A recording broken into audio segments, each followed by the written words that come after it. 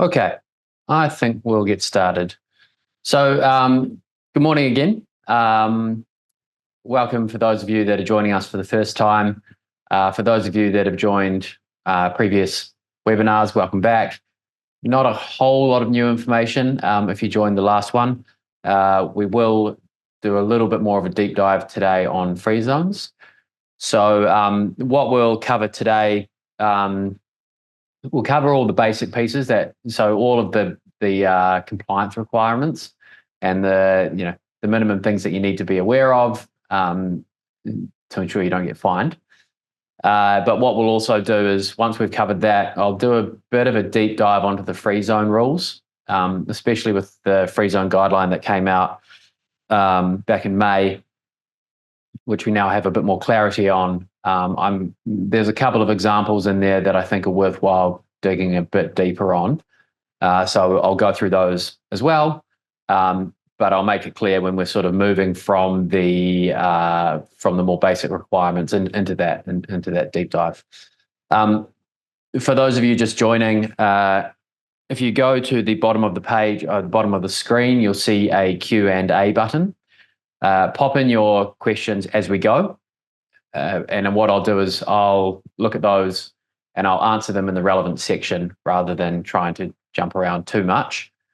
I can see some questions coming through already around, will we cover the free zone exemptions, or the free zone rules, which we will, and some questions here, which I'll also cover.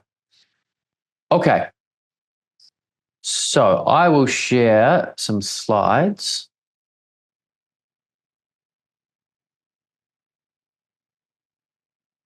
One moment.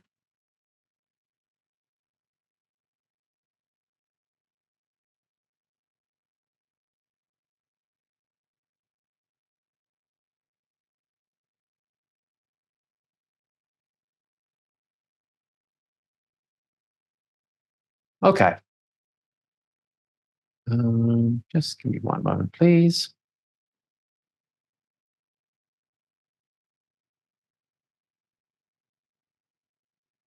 So what we'll go through today, we'll go through the most common questions that I see.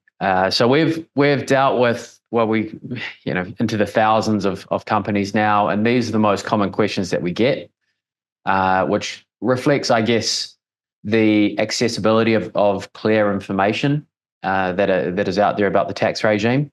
So these questions, as you'll see, are very, what I wouldn't call them basic, but some very sort of baseline questions around who it affects and when.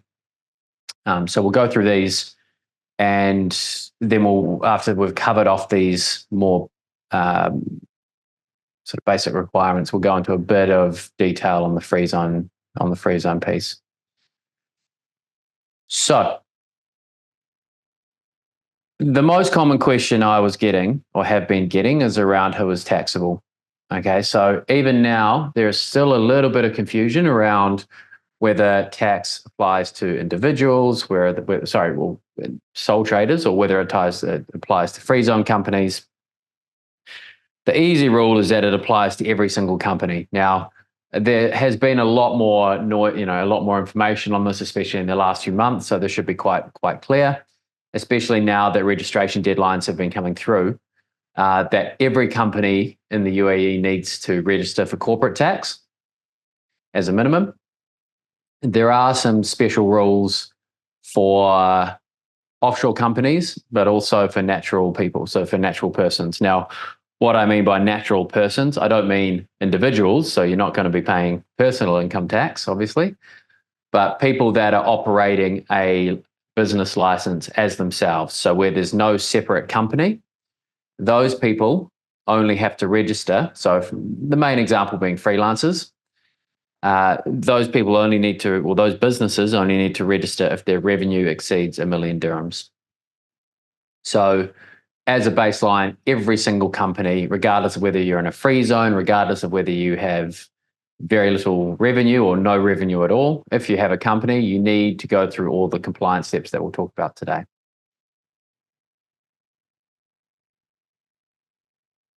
All right. The next common question that I have been getting is around timing. So I think most people are now aware that tax is very much in place now. For the majority of companies in the UAE, it came into effect on the 1st of January.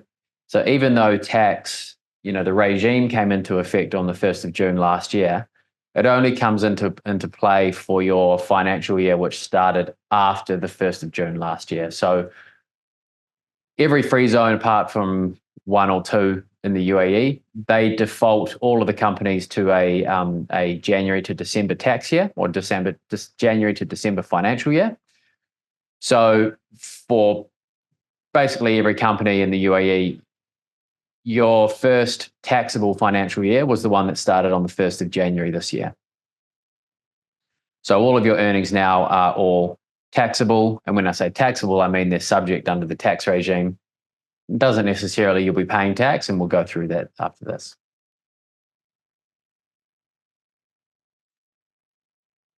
All right, so the basic compliance steps are very similar for every company. Okay, so obviously you need to register for corporate tax. Now, if you haven't already done this, I'll go through the deadlines in the next slides. Every company needs to go through this, and you will need to do it at some point this year. All right, I'll go through the deadlines separately, but there's no real exceptions to this at all. Okay, so even if you're under thresholds, even if you're not going to be paying any tax, you still need to go through these compliance steps, and the first step is to register for corporate tax. The second thing you have to do is you need to keep proper accounting records. I'll go through what I mean by proper accounting records. And then obviously you will need to file a tax return at the end of your first taxable year. Now that step is required. Obviously you need to prove your tax position. So you need to file a tax return regardless of whether you're under the threshold, regardless of whether you had no revenue at all or no activity at all. You still need to file a tax return. Okay. I'm just getting some questions here around financial year, so I'll cover those. So it doesn't matter when your company was operating or when it first earned revenue. None of that really matters. The main thing that matters is when you registered the business, basically when the business was incorporated. Now, if you incorporated, I guess, last year or earlier, then you are already taxable. If you've only opened the business, today, right, then obviously you're only taxable from when you open the business. But it's all around when the business was live. It doesn't matter when you started your activities or when you actually started earning revenue. You still need to file a tax return for the period from 1st of January. The registration, the date that you register for corporate tax doesn't impact your financial year. Okay, so they're two very separate things. So you might register for corporate tax this month, but it's still applicable, but that's still, you're just registering for your financial year, which started on the 1st of January this year.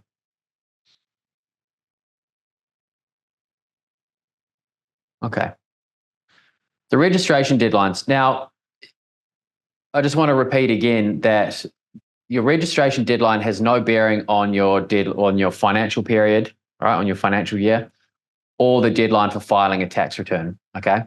What happened was, as I mentioned earlier, every single company needs to register for corporate tax. And what the FTA realized was that everyone was leaving it until, we're going to be leaving it until the end of the year or early next year. And so what they did is they announced these new deadlines to bring the registration dates forward for everybody. And the way they did it, it's a bit arbitrary. They basically said, all right, we are going to group every company in the country by their license issuance date and allocate each company or allocate each issue date a registration deadline. What I mean by that, if you look at this table, right? So if your license, and when I say license, your original license, so when you first opened the business and started the business, right? If you registered your business in for example, May of any year. So let's say you opened your business and licensed your business back in May 2017, for example. That means you need to have your corporate tax registration in by the end of July, by the end of this month. It's the same as if you registered or opened your business back in May 2020. The consideration here is the month in which you got that original license. That determines what your registration deadline is. There's no real logic to it. Think of it as like the birthday of your business, right? You remember back in school, they might say, all right, everyone with a birthday in May, you need to go over and do this activity. Similar kind of thinking here. They've just arbitrarily divided up the companies into different groups based on the month in which their original license was issued and handed them out a deadline based on that. So running through some more examples on this, if you registered your business in a July month, if your original license was issued in a July month, ignore the year that you got the license, right? You need to register for corporate tax by the end of September 2024. Same as if you registered the company or you got the first license in July 2010. Same as if you got the license in July 2022. The main thing here is the month on the license dictates when you have to get your corporate tax registration in. Now, if you're looking at this and you're saying, well, hang on, I think my license was registered my license was issued in a January month, your deadline has already passed. Okay, so you had to have your registration in, or your corporate tax registration in by the end of May. You will probably now incur a 10,000 dirham fine. We did see that the FTA wasn't applying the fines immediately, but it looks like they are now starting to apply those fines.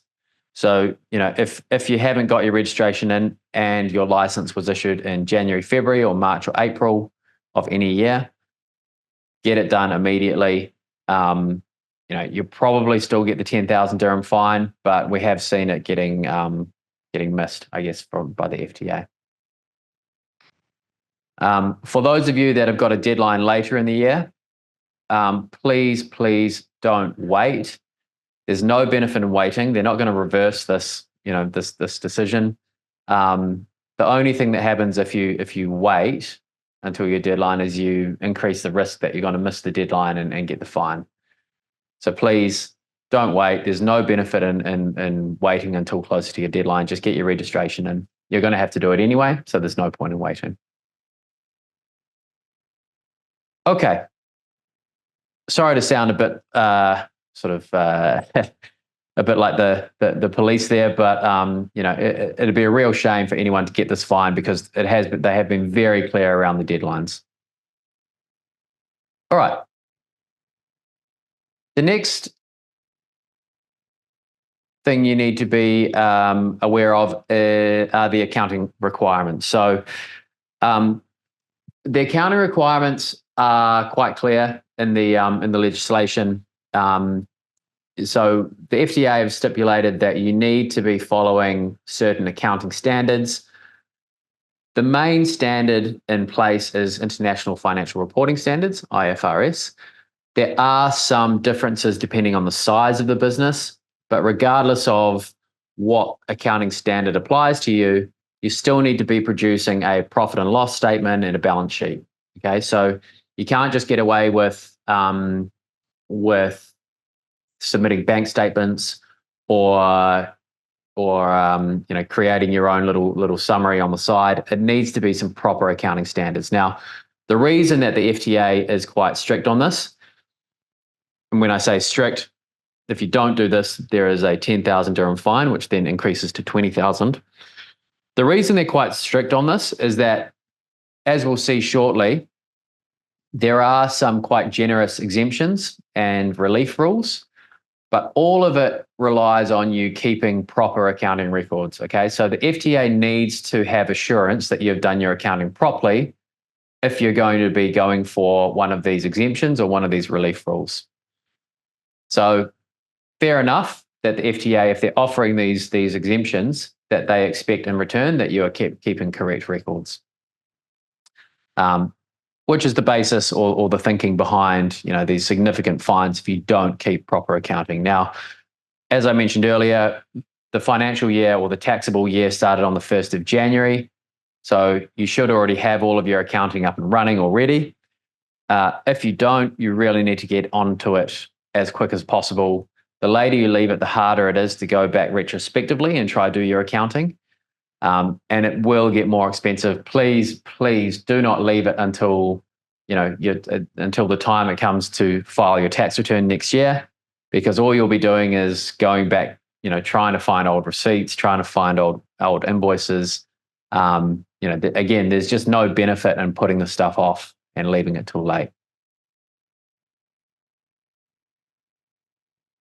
Okay, I'll just have a quick scan through the questions because we've had a few going through.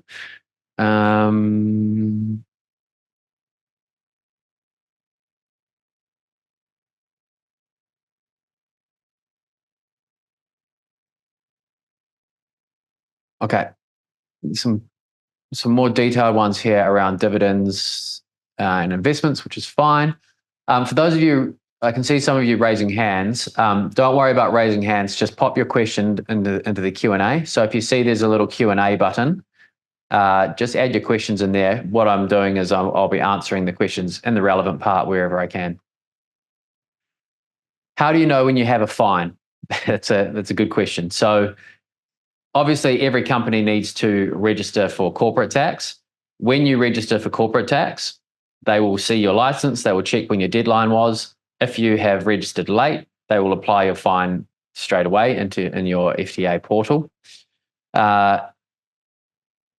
And what they will do, because I have had some people say, oh, well, what if I just don't register? Then do I just avoid the fine? Not the case at all. So what the FTA is doing is they are constantly getting lists of all the active companies from all the free zones, all of the license dates. Think of it this way, that when you get to the end of the filing period, so September 2025, any companies that haven't filed their tax returns, haven't registered, the FTA is going to have to go through and do that themselves. At that point, that's when you'll be finding out that you've got the 10,000 dirham fine for late registration. You've got probably got the 10,000 dirham fine for not keeping accounting records, and then you'll have the late filing penalties and everything associated with that. So again, I know I'll sound like a bit of a stuck record on this, but please don't leave this until later on. A lot of the stuff is just one-off things that you need to do because it's a new tax regime. So please just get onto it sooner rather than later.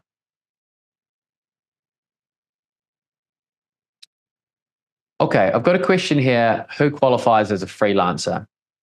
If you send an invoice, so the question says, who qualifies as a freelancer? If you send an invoice to a company as an individual, are you considered a freelancer even though you don't have a proper formation? So there's a couple of things here. So in the UAE, you can't just do a business activity without a license, right? So as an individual, you can't just go and provide a service to someone and send them an invoice. That's illegal under the sort of the licensing rules of the FTA, of the UAE. A freelancer is someone who actually has a freelancer business license. Okay, so the difference between so the question here is more around what's a natural person versus what's a company, or a company is a legal person. A natural person, or for example, a freelancer, is where there is no separate legal entity from the person. Okay, whereas a company, for example, if a free zone entity or a limited liability company, that is a separate legal entity from the owner. So the owner is the person that owns shares in a separate legal entity. That's different to for example, a freelancer, where there is no separate business entity. The owner doesn't own shares in anything. The owner is actually the freelancer. They are the business themselves. So that's a natural person. The natural person is or the freelancer is where you only have to register if your revenue goes over 1 million dirhams.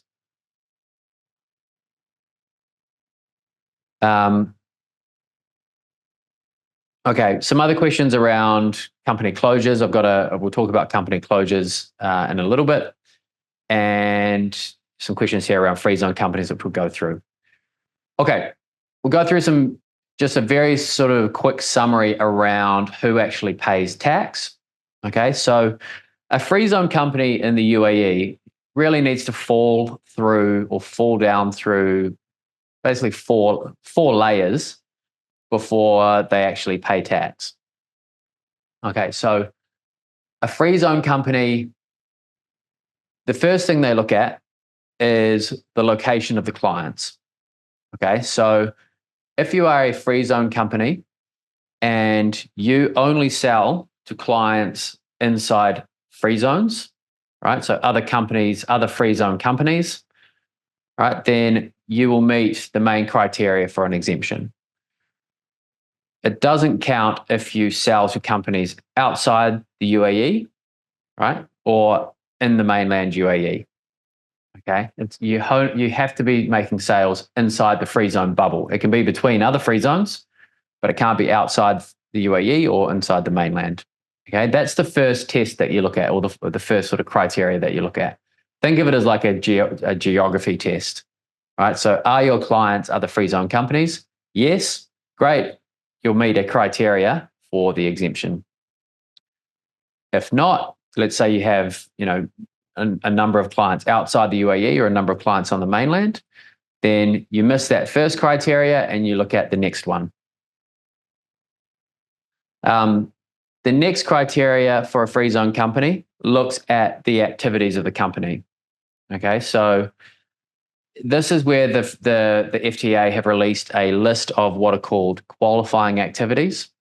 They're very much heavy industry based, so things like manufacturing or trading in aircraft parts or shipping.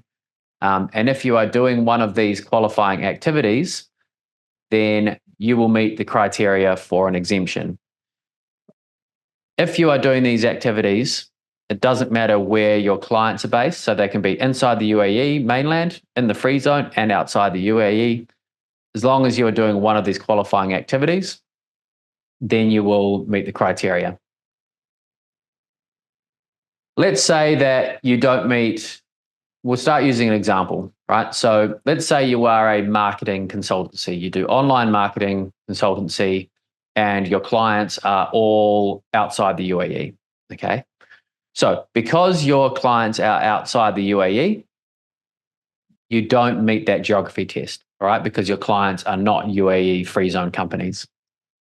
So you miss the first criteria, or you fall through the first layer and you look at the next criteria. The next criteria, we're looking at activities. Marketing consultancies are not a qualifying activity. As I mentioned, those qualifying activities are very much heavy industry based. So you don't meet that criteria either. So that means what that means is you don't qualify under the free zone rules. The next criteria, or the next exemption you can look at, is called small business relief. Okay, so this rule says that if your annual revenue is less than 3 million dirhams, you don't have to pay corporate tax. You still need to go through all of the compliance steps, all of the criteria that we went through earlier. But if you go through that, so you register, you keep you do your accounts and you submit a tax return, and that shows that your revenue is less than 3 million, you won't be paying any corporate tax. Now, when I say revenue, I quite often get this question. This is your top line sales, okay? It's not your profit, okay? It's your top line sales. If that number is less than 3 million dirhams per year, then you're exempt from paying corporate tax. So, running through this example again, you're a marketing consultancy, you've got clients outside the UAE, right? So you miss out on the first two criteria. If your revenue is less than 3 million, great, you're not going to be paying tax. Let's say your revenue was more than 3 million. Let's say you had 4 million of revenue. Okay, so that means you've fallen through 1, 2, and 3 criteria that I've listed. At that point, you become a taxable business. Okay, and that is when we're looking at profit or corporate tax. So up until this point, the FTA is looking at your revenue in terms of where the client's located, what the activities are for your revenue sources, and what the amount of revenue is. But if you fail those three criteria, we stop looking at your revenue and we start looking at your profit. So let's say you're that marketing consultancy, you've got 4 million of revenue with clients outside the UAE. You've missed those three criteria. And let's say from that 4 million of revenue, after you've deducted your expenses, you've got profit of 1 million dirhams. Okay. You have a tax-free threshold on the first 375,000 dirhams of profit. Okay. So if you've got 1 million of profit, the first 375,000 dirhams is taxed at 0%. It's tax-free. So you're only taxed on the remaining 625,000. So you end up paying around 60,000 dirhams in tax. But remember, to get to that point, you need to fall through all of those criteria that I've just listed out. So you need to be, doing business outside the free zone. You're not doing a qualifying activity. Your revenue is more than 3 million dirhams, and your profit's more than 375,000 dirhams. Only if, in those cases, if you've missed out on all four criteria, will you actually be paying any tax. Okay, so as I mentioned, they are quite generous exemption rules. I think in return, the FTA is asking that you do keep proper, very accurate accounting records. So when you look at the relief and the exemption available here in the UAE, I think the FTA is very entitled to sort of stipulate that that you are very thorough about keeping these records correctly. Okay. A couple of points. We'll go through the free zone rules in a bit more detail. So I won't go too much on this slide. Just want to make a couple of points on the small business relief. So for small business relief, it's actually in place just for the first 3 years of the tax regime. So this year, 2025 and 2026. 2027, the rule will probably go away. You don't need to do an audit for the small business relief, which is a huge benefit. In fact, the only companies that need to do audits are companies going for the free zone exemption and companies with more than 50 million dirhams of turnover. There's a little bit of confusion around, mainly because how the rules are written, there's a bit of confusion around whether free zone companies could get small business relief. The FTA have been very clear that yes, free zone companies can get small business relief.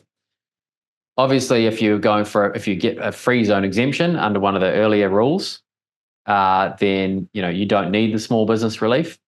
But if you're a free zone company and you miss out on those first two criteria, you can absolutely claim the small business relief. Okay. Just a couple of things, the last couple of webinars I've had people on here who are looking or sort of underway with opening their company. So I just want to highlight a couple of considerations that you need to be aware of for if you are looking at opening a business. Okay. I'll go through the reasoning separately, but if you know the answers to the first 3 questions or the first 2 questions, that will dictate the best zone for you to open your company in. Okay, so if you know where your clients will be located and you have a pretty good idea of what your activities will be, then we can advise, for example, at Virtuzone, we can advise exactly the best free zone or designated zone or economic zone for you to open your business. Okay, because there are different rules as they apply to, which we'll go through separately. There are different rules depending on the type of the free zone. So some activities are actually exempt in all free zones. Some activities are only exempt in designated free zones. And some activities are not exempt at all. So there's a decision around mainland versus free zone there. But please, if you haven't yet opened your company, there is there are some real big tax benefits to be had if you do it correctly or if you open it in the correct zone.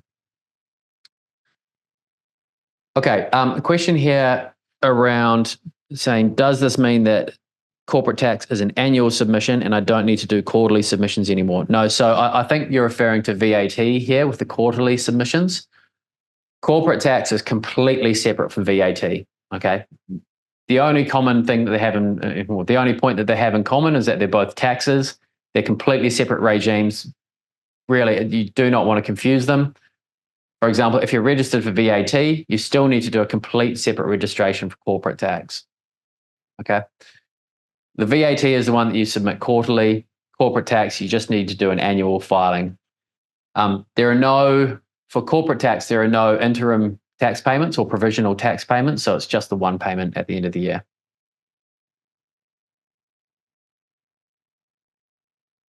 Okay.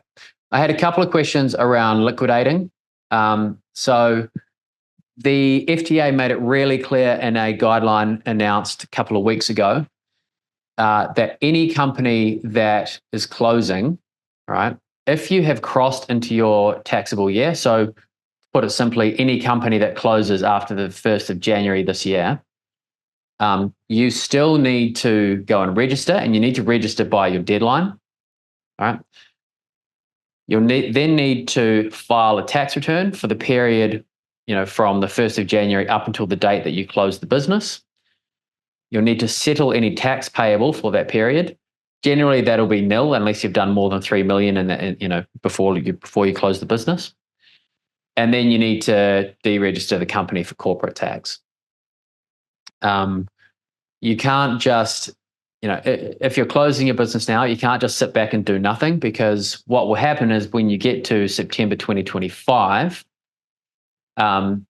that's the first you'll hear about all the fines that you're hitting. So you get hit with the late corporate tax registration, the late, the non-record keeping fines, and then obviously the late filing fees, late filing fines as well. So this is the same way that the rest of the world works. So if you close a company in any other country, so take Oman, for example, the hard part about closing a company is getting that final tax clearance from the tax authorities. And the UAE is now exactly the same. Okay, so cancelling your license with the free zone is now, pretty much the straightforward step. It's never been hugely complex, but something you have to do.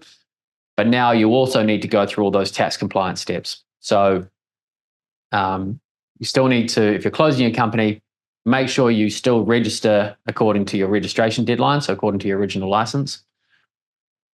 File your tax return, even if it's a nil tax return, and then you need to deregister as well. Okay. Just a reminder, so just to finalize and remind you on what every company has to do. Absolutely, you have to register. You need to keep proper accounting records. If you haven't already started this, then please start straight away, because it just gets harder the later you leave it, to backdate it to January. And every company will then need to file a tax return as well. Remember, it's no different whether you are a small company, no activity, no employees, doesn't matter. You still need to go through all of these steps. Okay. Just one other question that I get quite often. I'm just going to cover this before we move on to onto the free zone stuff. And I've just seen a question pop up around this. Was around owners paying themselves salaries. So if you are a taxable business, right? So just a reminder.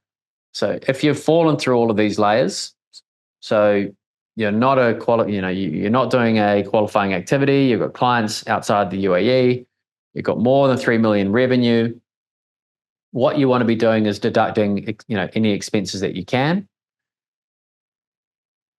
And obviously for a lot of smaller businesses and sole companies, the biggest expense will be the salaries to the owners, or the amount that the owners pull out there, the amount that the owners are pulling out.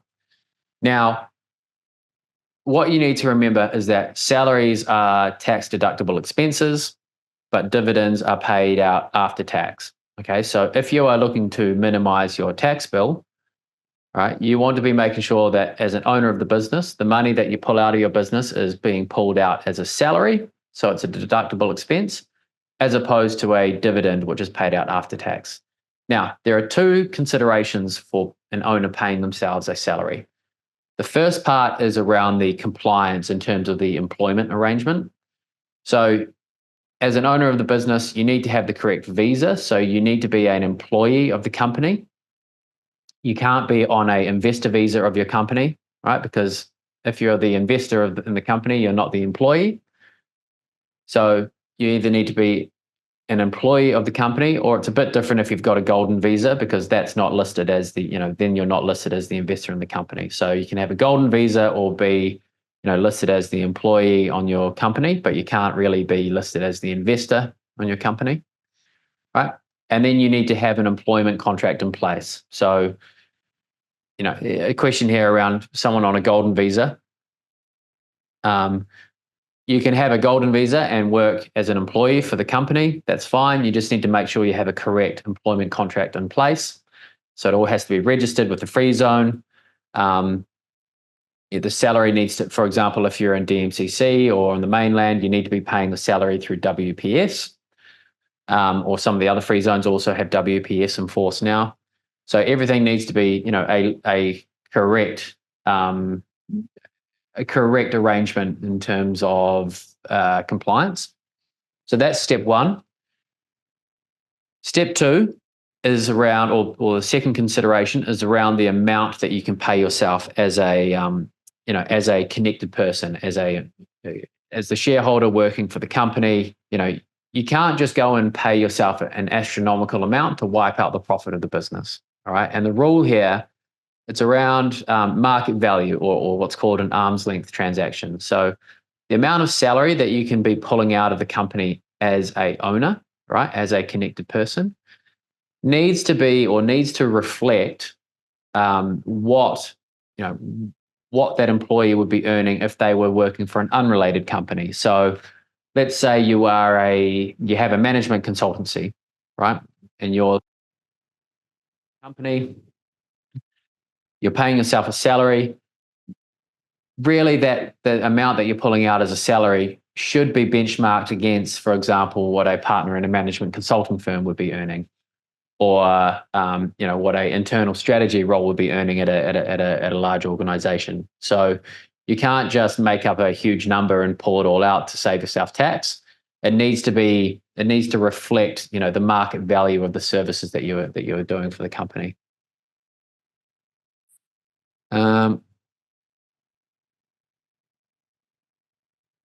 Okay, there's some questions here. What's the maximum salary that can be given to a managing director? The title doesn't really have too much influence on the amount.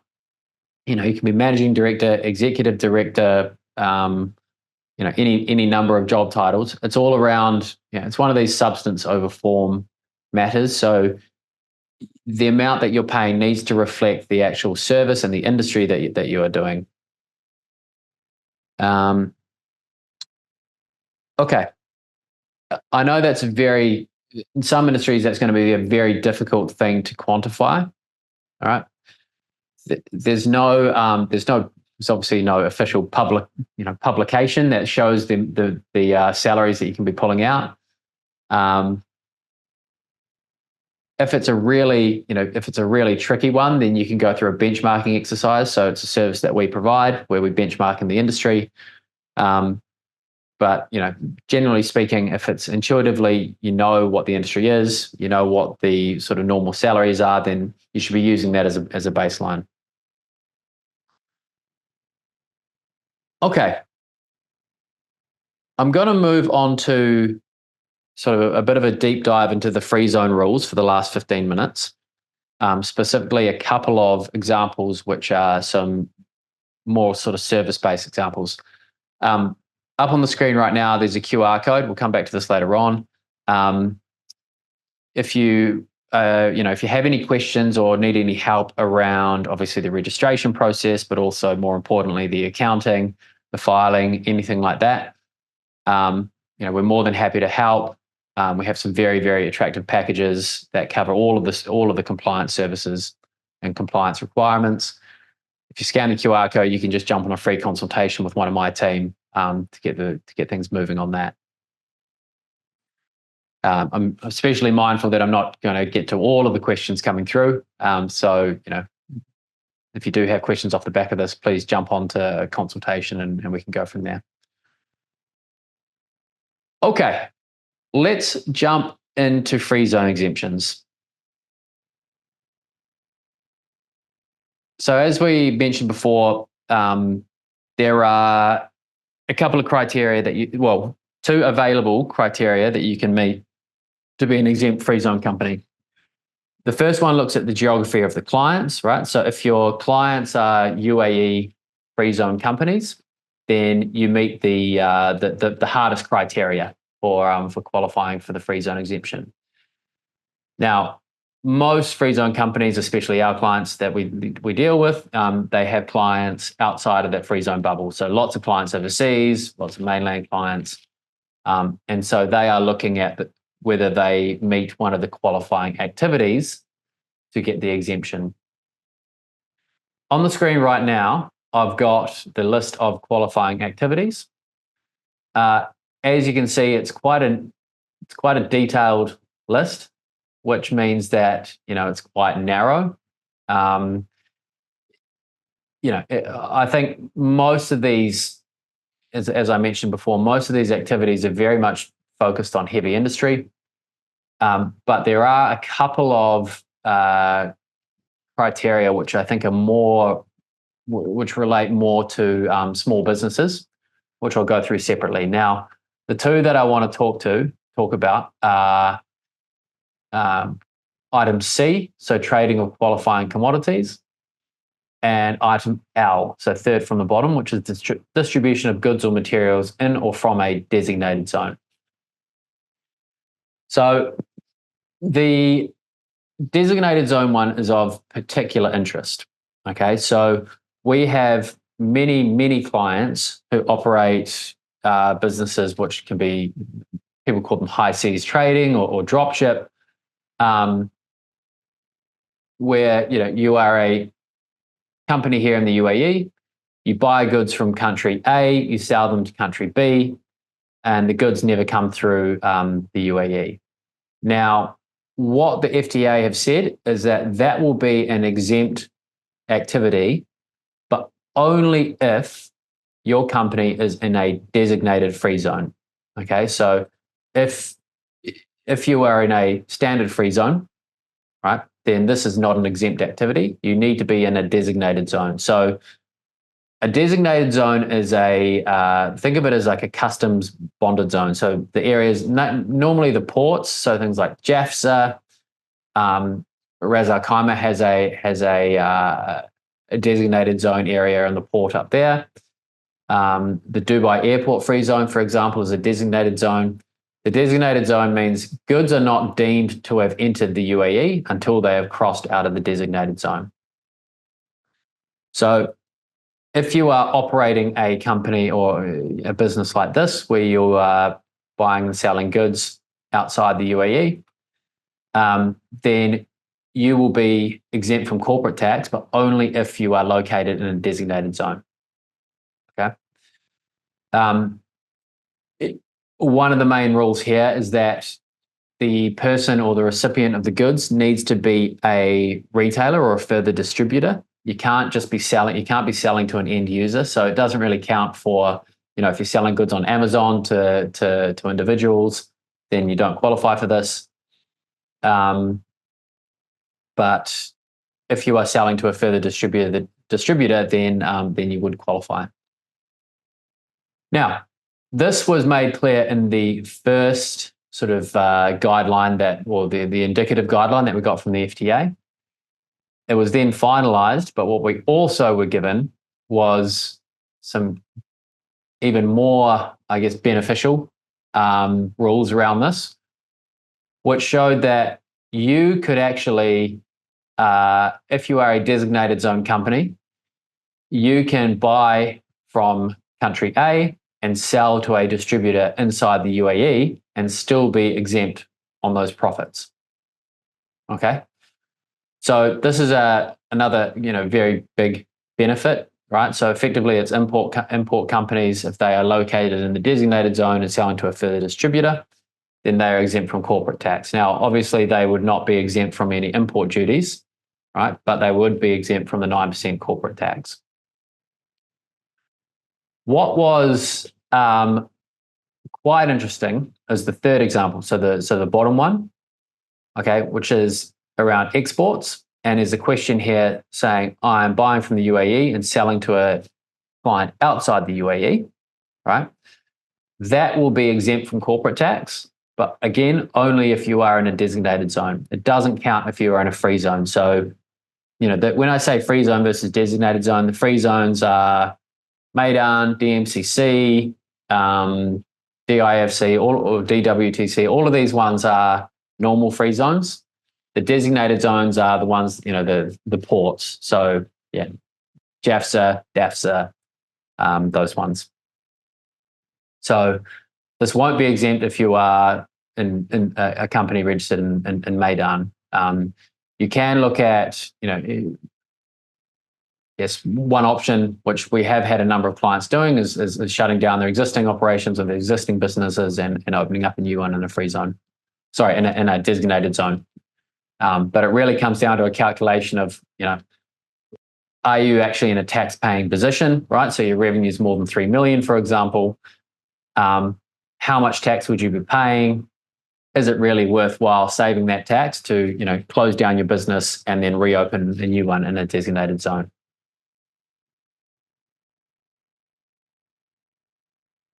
Okay. Just a couple of points on this. You do actually have to take title to the goods, okay?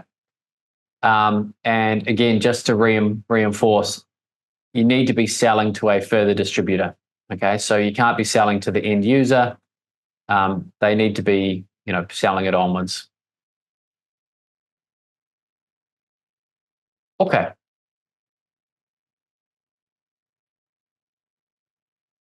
Just on this, I've just jumped ahead. Oh, here we go. So on this slide here, this was the other big one that we saw, and this was brand new in the guidelines. So you can actually be a designated zone company. You can buy from a UAE, manufacturer, UAE supplier, and sell to a UAE distributor, right? And the goods never come into the designated zone. They can go straight from company A to company B. But if you are a designated zone company, that will be tax-free. Okay, so basically you can operate inside the UAE, and if you are a designated zone company doing this kind of operation, you will be tax-free, which was a really big, a really significant rule for trading companies. If if this is sounding like your business and you're not in a designated zone, I'll jump back to the QR code at the end of this, and we can have a separate conversation, because I think there are some huge tax benefits to this kind of to this rule. Okay. The one other one I wanted to cover was around qualifying commodities. So there was one change around from the original guidelines that we had. The original guidelines indicated that you had to actually be trading the commodities on the recognized exchange. Okay, so you couldn't just be buying and selling outside of that exchange. Now, what the guidelines said is that you don't actually have to be buying and selling on a commodities exchange. You can be buying and selling from from supplier to your client. You just need to ensure that the goods or the commodities being traded are of the same standard or the same quality that are traded on the commodities exchange. So, for example, if you're buying and selling gold, right, if it is 99.4% pure, that is the standard that is traded on the gold on recognized commodities exchanges, and so that would be exempt from corporate tax. All right, one thing that is a very common question now and we've gone through the criteria that we've gone through. I've mentioned it's sort of the main criteria. It's the revenue classification criteria for the free zone exemption. There is another big one that we've got a lot of guideline or a lot of clarity around in the latest guideline, which is around maintaining adequate substance in the free zone. Okay, so if you meet the revenue criteria, you must also maintain adequate substance in the zone. Okay, now for those of you familiar with ESR, economic substance regulations, you might know a bit about what we mean by adequate substance. What it means is that you need to actually show that you are actually running the business from that zone. Okay, so you can't just have an empty office with no one in there, and you're not actually doing anything, and you're just using the zone for purposes of the tax benefit. You need to show that you're actually running the business from the free zone or the designated zone. What the guideline stressed or spent a good number of pages talking about was ensuring that you have adequate employees in the free zone. Okay, so if you meet the free zone revenue criteria, so let's say that you're doing a qualifying activity, you also need to show that you're actually running the business from the free zone. For those of you familiar with ESR, economic substance regulations, the difference here is that ESR is a state level or UAE level test. So ESR, you are showing that you are actually running the business here in the UAE. The difference here is that you need to show that you're not only running the business in the UAE, but you're actually running it from the free zone itself. So if you can demonstrate that and you're doing the qualifying revenue, then you'll meet the free zone criteria and be exempt.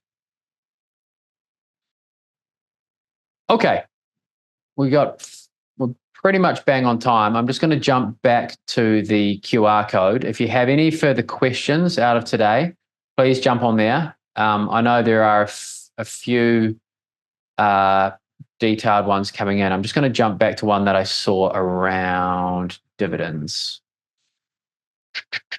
Okay. Sorry, just scrolling all the way back through.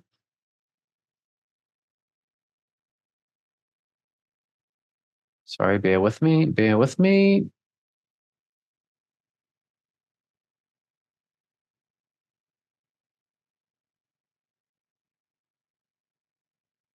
Okay, here we go. The question here is, and apologies if this is getting a little bit technical, but let's go through it. So, in what situations would dividends, interest, and capital gains be treated as business income rather than personal investment income for an individual? Okay, so what we need to clarify here is that individuals are not taxable on salaries.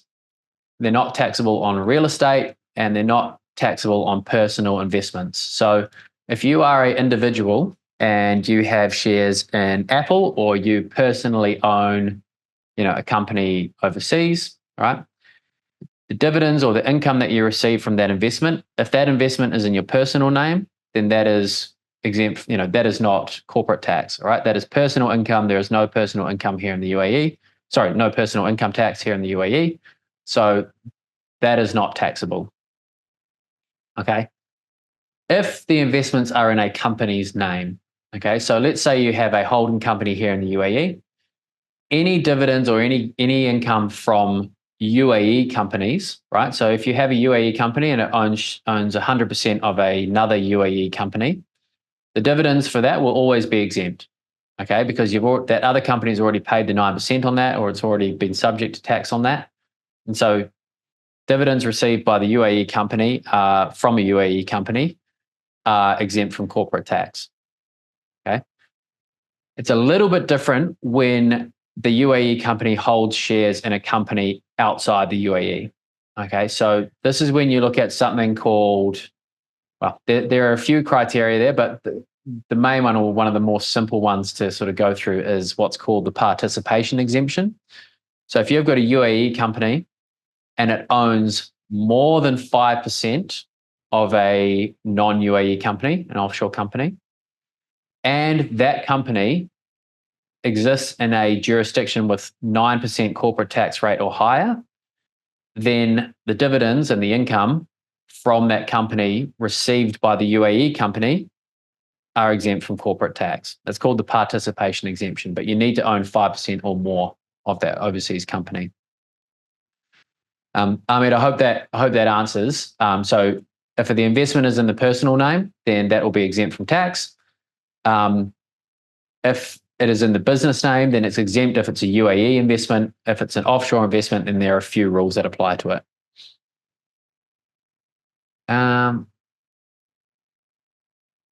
Okay. I think that covered off one of the other questions here. There's a couple of questions here around liquidation, which we've run through. If you are closing the company, please be very mindful of your corporate tax registration deadlines because those still apply. Please make sure that you get your accounting underway if you haven't already. Like I mentioned before, it gets much more difficult if you leave it until later on. So if you have any questions around or any more questions around today, or you want to get into some more specific stuff around your business, or you'd like to talk to us about our accounting services, our filing services, we do all of the compliance services, please scan that QR code that's on the screen right now. We'd love to have a chat and we'd love to help you out. So thanks everyone, and we'll see you at the next webinar, which will probably be in a month or so.